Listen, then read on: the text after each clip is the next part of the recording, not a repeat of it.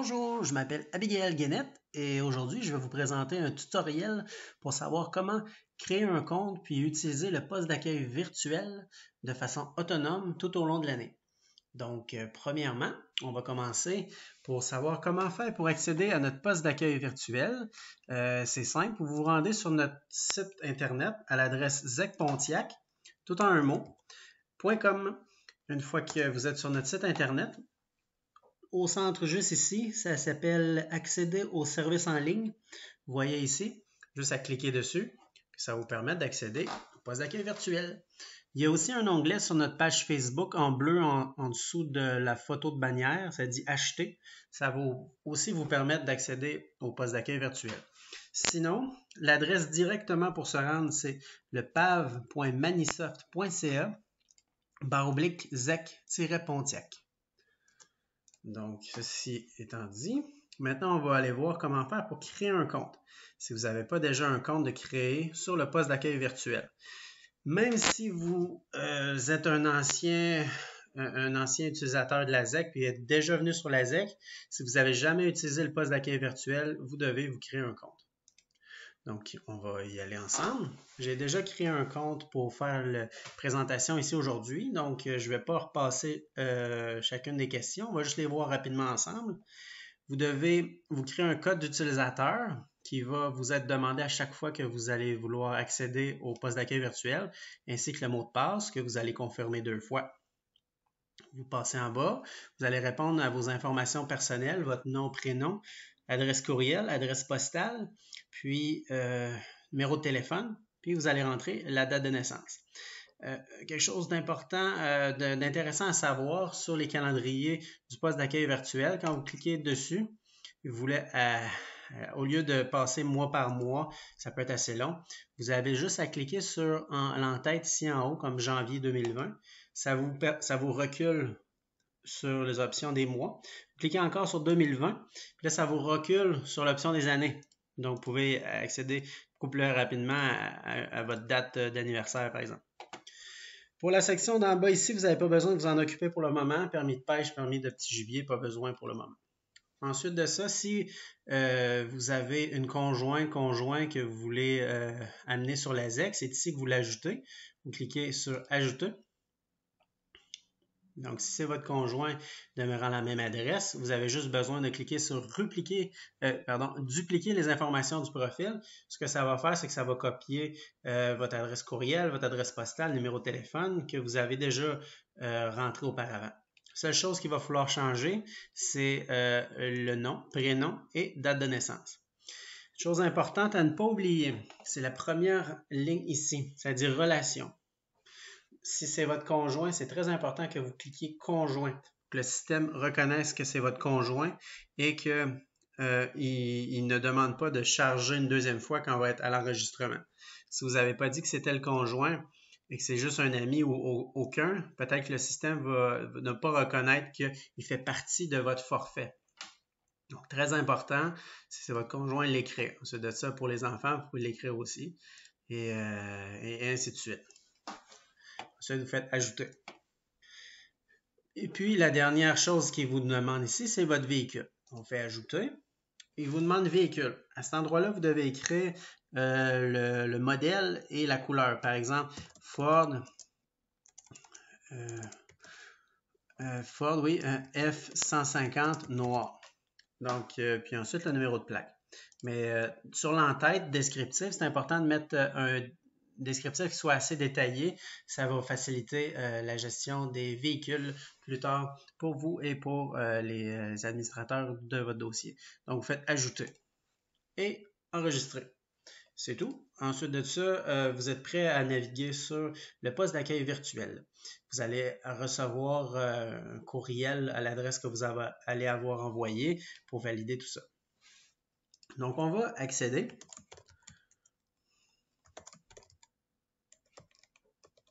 Pour ce faire, vous inscrivez votre nom d'utilisateur, votre mot de passe, vous cliquez sur « Se connecter ». De préférence, le bon mot de passe.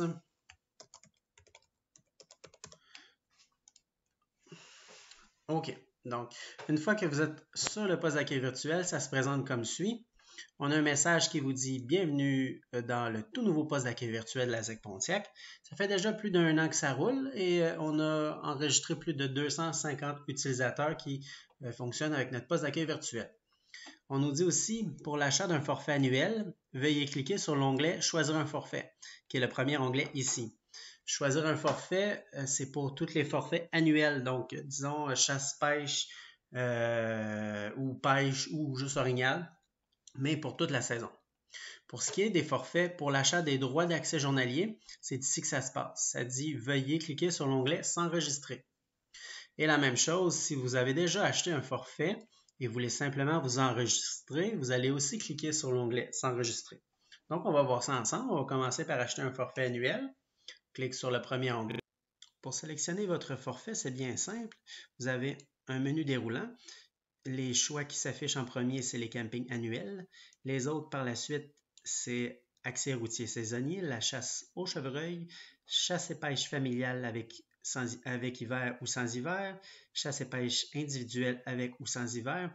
Les forfaits chasse et pêche, c'est nos forfaits les plus populaires puisque ça inclut la pêche et tous les types de chasse. Sinon, vous avez les autres forfaits plus spécifiques qui sont la chasse à l'ours, la pêche d'été, la pêche d'hiver et la chasse au petit gibier. Donc, vous sélectionnez tout simplement le ou les forfaits qui vous intéressent. Dans l'exemple ici, je vais prendre Camping Bécart.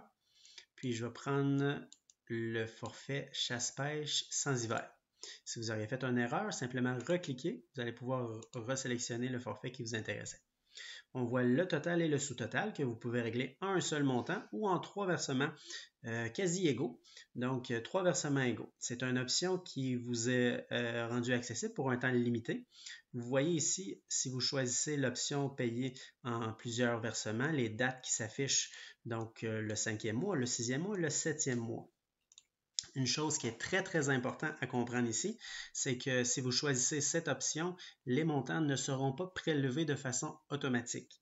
Il est de votre responsabilité de revenir sur le poste d'accueil virtuel pour pouvoir régler votre facture aux dates qui sont déterminées.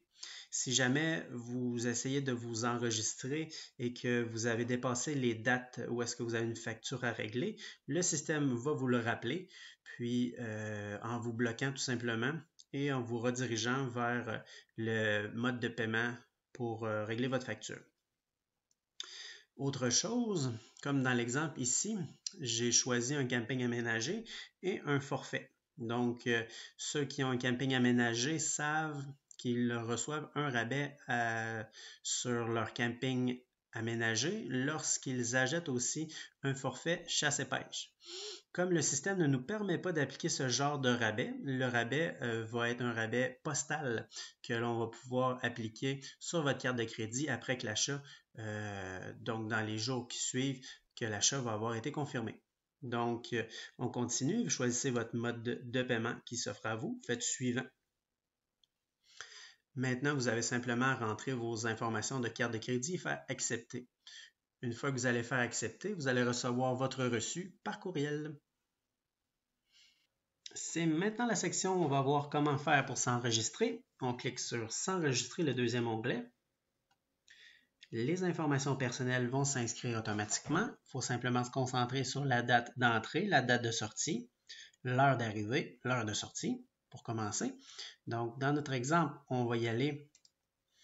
On va dire qu'on rentre le 1er mai, puis on va sortir le 4 mai. Des dates comme ça là, pour notre exemple. Ensuite, heure d'arrivée prévue. On va dire 7 heures. Heure de sortie prévue. On va dire 16 heures. Il y a 2 cases en grise ici. C'est des cases qui, si c'est la première fois que vous enregistrez, vous allez devoir inscrire les informations qui s'appliquent. Donc, la première en haut, c'est type de séjour. C'est ni plus ni moins que l'endroit où est-ce que vous allez dormir. Par exemple, camp de trappe, camping aménagé ou camping rustique, chalet ou refuge locatif, chalet privé, hors ZEC ou ne dort pas sur la ZEC. Et ensuite, l'endroit qui est listé par ordre, par lac. Donc, comme on a beaucoup de lacs sur la ZEC, une fois que vous avez cliqué, il faut patienter. Ça peut prendre un certain délai avant que ça l'ouvre.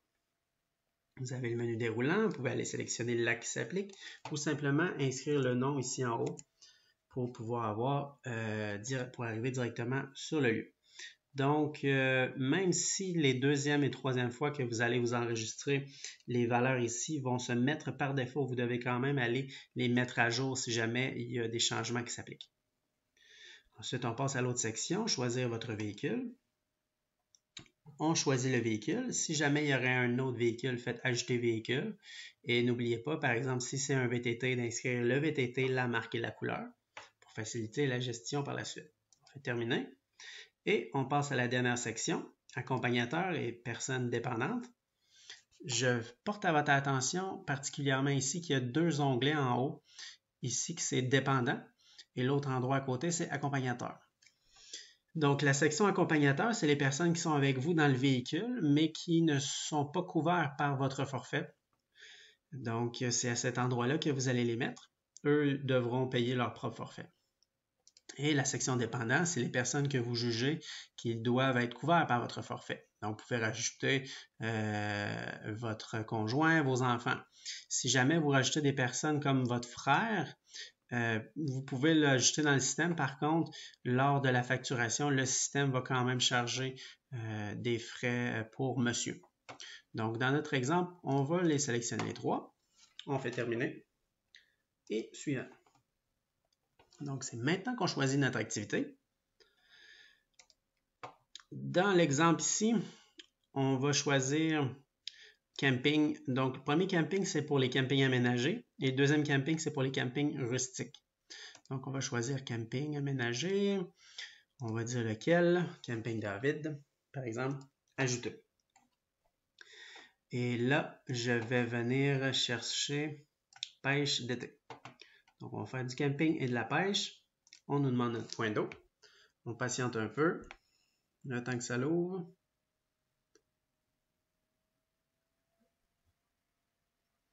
Bon, on y arrive. Ajouter. Parfait.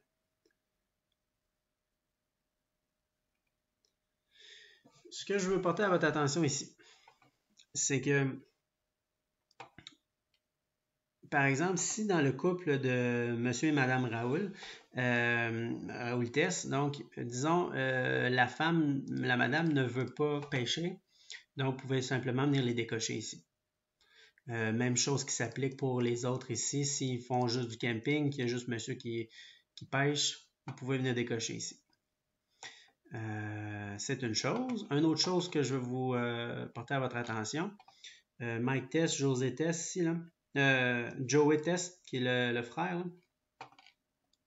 Si je ne me trompe pas, c'est le frère. On va venir voir. Ouais, exactement. Il n'est pas couvert. Donc, si on voit ici, lui, il doit payer 23,87. Les autres personnes, rien à facturer. Ni pour M. Raoul Tess, Germaine Tess et Mike Tess, rien à facturer, mais pour lui, oui. Donc, à ce moment-là, s'il choisit 1, 2 ou 3, ou s'ils sont en format familial, le système va reconnaître et va appliquer la meilleure tarification disponible. Tout simplement. Donc, on fait suivant. On a un récapitulatif ici de qu'est-ce qui est appliqué. Comme on a un forfait annuel, on est déjà couvert, on n'a rien à payer. Par contre, si vous n'avez pas de forfait annuel, que vous payez simplement un droit quotidien, là, vous allez avoir un montant à payer. Et quand vous faites continuer, à ce moment-là, vous allez être redirigé vers le mode de facturation. Sinon, comme dans notre exemple, on est déjà couvert, on fait continuer, on arrive sur l'enregistrement en tant que tel. C'est comme ça que ça se présente. L'enregistrement, vous allez en recevoir une copie sur votre adresse courriel. Et on vous encourage fortement de l'imprimer, cet enregistrement-là, pour pouvoir l'amener avec vous lors de votre visite sur la ZEC. Ça va être très utile, entre autres lors des enregistrements, quand vous allez sortir pour déclarer le nombre de prises, le nombre de captures. Vous allez pouvoir entrer les informations de façon manuscrite ou le remettre à un préposé au poste d'accueil ou dans les postes d'auto-enregistrement. Donc, ça va simplifier les choses. Sinon, vous avez aussi l'option de la garder de façon numérique sur votre téléphone. Et quand un patrouilleur ou un agent de protection de la faune vous demandera vos enregistrements, vous avez l'option de la montrer de façon papier ou la montrer sur votre téléphone. Par contre, si votre téléphone n'a pas de batterie quand on va vous demander votre enregistrement, ça va être reconnu comme vous n'avez pas votre enregistrement, ce qui va impliquer des problèmes là, avec les patrouilleurs et les agents de protection. Pour éviter ces problèmes-là, on vous suggère toujours d'avoir la copie papier. Sinon, si vous voulez simplement amener votre téléphone, c'est possible, mais faisez certain d'avoir des batteries pleines pour votre visite sur la ZEC. Et c'est ça. Ensuite, on fait terminer. Donc maintenant, on va voir ensemble la dernière partie du vidéo qui est pour voir comment faire la fermeture d'un enregistrement. Donc comme vous savez, sur les ZEC, à l'entrée et à la sortie, c'est enregistrement obligatoire. Donc à la sortie, ce qu'il faut déclarer, c'est l'heure, la date, mais aussi les captures ou les prises si vous avez fait une activité de prélèvement. Donc, il y a deux options qui s'offrent à vous pour ce faire. Si vous avez imprimé votre enregistrement, donc vous pouvez la remplir de façon manuscrite et la laisser dans notre poste d'accueil ou dans les postes d'auto-enregistrement. Sinon, une fois revenu chez vous, vous pouvez faire fermer un enregistrement. C'est ce qu'on va voir ensemble aujourd'hui. On clique dessus. On voit l'ensemble des enregistrements qui n'ont pas été fermés. Si vous ne fermez pas vos enregistrements, après 3 enregistrements non fermés, le système va vous bloquer et vous demander de fermer vos enregistrements pour pouvoir poursuivre. Donc, on va voir l'enregistrement qu'on veut fermer. Disons que c'est celle-là ici, une pêche d'hiver qui a eu lieu. Donc, la façon que ça marche, premièrement, on doit marquer la date réelle de sortie. On va choisir la date réelle de sortie. Disons que c'était cette date-là. On marque l'heure réelle de sortie. Ici, c'est simplement le titre de l'activité parce qu'il pourrait y avoir plus d'une activité sur un enregistrement. On clique dessus. C'est important de le cliquer pour l'activer en vert. Ça va nous permettre de poursuivre la section plus bas. Donc, on fait ajouter un emplacement. Comme c'est une activité de pêche, on nous demande le point d'eau. On sait qu'on a beaucoup de lacs. Ça peut prendre un certain temps. On clique dessus. Donc, on va aller choisir le lac ou les lacs qu'on a décidé de pêcher. C'est pas obligé que ça soit le même lac que l'enregistrement de départ parce qu'on pouvait changer d'idée en cours de route et il n'y a pas de problème avec ça. Donc, comme pour l'enregistrement manuscrit, on vous demande le nombre de personnes qui a pêché et le nombre de jours qu'il a pêché. Il n'y a pas besoin de stresser ici pour la section prise, ni en haut ni en bas qui reste à 0. Elle va se mettre à jour automatiquement quand l'enregistrement va être fini. Donc, on poursuit. Dans la section capture pour remplacement sélectionné, on clique sur ajouter. On choisit l'espèce de poisson. Donc, dans notre cas, c'est de l'orme de fontaine. Et on a le choix de les poissons, est-ce qu'ils sont complets, éviscérés, éteintés? Est-ce que vous avez mangé, donc consommé et remis à l'eau? Donc, on va dire dans cet exemple-là, j'en ai ramené un complet, 2 éviscérés, donc c'est eux que vous ramenez à la maison. Consommé, on va dire que j'en ai mangé 2. Remis à l'eau, on va dire que j'en ai remis 1. On voit ici, le total s'est mis automatiquement. Prise, et c'est mis automatiquement. Puis là, si vous auriez eu plus qu'un lac de pêcher, ça se peut. Donc, on va juste voir ensemble comment faire dans ce cas-là. On va faire ajouter un autre emplacement. On va choisir un lac. On va dire du dépôt. Un autre lac ouvert à l'hiver. Donc, on dit qu'on était une personne, qu'on a juste pêché pendant une journée là-bas. Là, ce que je veux porter à votre attention, c'est que si on clique sur le premier lac, ça va activer la section d'en bas pour le premier lac. On clique sur le deuxième lac, ça va l'activer pour le deuxième lac.